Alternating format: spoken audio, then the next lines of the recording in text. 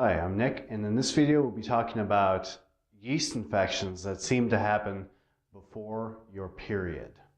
Now, as you may know, the sex hormones estrogen and progesterone rise after ovulation and stay at pretty high levels right up until you get your period. When these two sex hormones drop off, that signals your body to shed that vaginal tissue that is built up, and you have your menstrual cycle bleeding. Well, these hormones, being essential for female reproduction, also play a role in helping Candida to thrive and cause an infection before your period. So let's take a look at some of the research about this topic. A 2012 study published in the Australasian Journal of Dermatology looked at the correlation between estrogen and yeast infections. The study stated that most women who have yeast infections relating to the time of their menstrual cycle seem to get them before their period. Postmenopausal women rarely get yeast infections, according to the study. The exception to this are women who have gone past menopause and are now engaging in some type of estrogen replacement therapy. The rate of yeast infections in women on estrogen replacement therapy is much higher than those who are not. A 1995 study published in Microbiology and Immunology looked at progesterone's effects on the immune system. The study found that high levels of progesterone seem to inhibit white blood cells' ability to fight off Candida. Thus, the research showed that there can be a correlation between the immune system function and how well your white blood cells can stop Candida invasion. Research has shown that estrogen causes the vaginal cells to synthesize glycogen, which is a type of sugar.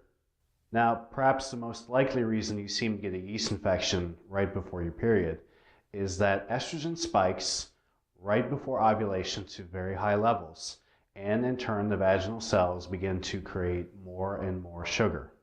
At this time, Candida can start to get a foothold and start an initial infection right about the same time as ovulation occurs.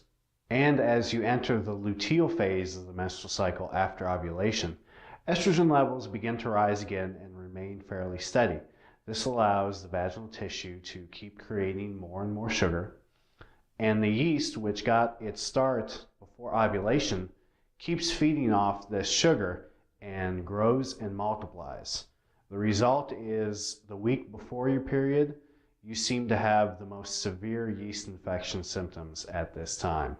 So what you can do is you can stop taking estrogen-containing birth control pills if you're on them right now, or discontinue a estrogen replacement therapy if that is something you're engaging in. This should help to cut back on the amount of sugar that's in the vagina and make it a little bit harder for yeast to get a foothold down there. Also, you can insert probiotic bacteria into the vagina, such as Lactobacillus acidophilus. This bacteria will begin to eat up the sugar that's in the vagina and compete for resources and binding sites with the yeast.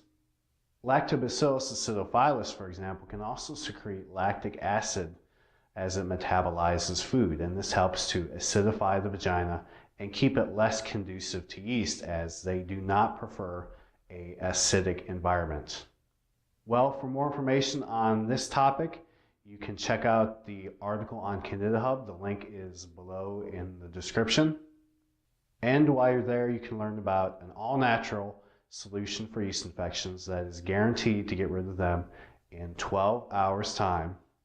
So if this sounds like something you might be interested in, you can check out the website. Okay, hey, thank you so much for watching. See ya.